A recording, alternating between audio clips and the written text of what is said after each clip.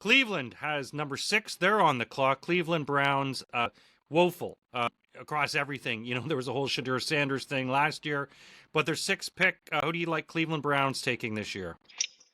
I don't have them taking Maigua, the Francis, the offensive lineman. I mean, you saw what their offensive line was Yeah. horrific. Yes, and if you're bringing in Deshaun Watson, if you're even gonna give him the chance to be the starter, give him the best shot he's got. Give him a little bit of help. They had again. They also could use a receiver, but they had so many kind of holes. And I think again, they're probably a team. They got another pick. They got Jacksonville's pick coming up later in there, but.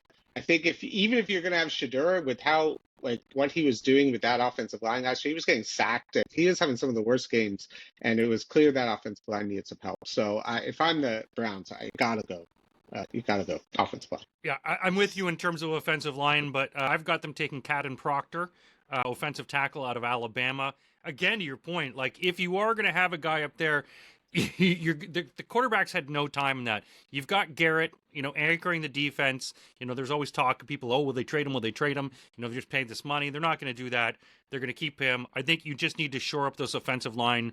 The new coach, let's get some guys in there. Let's get some protection. So at least, even if we do have a horrible quarterback, we have at least 3 extra seconds. So yeah, Caden Proctor, offensive tackle, Alabama.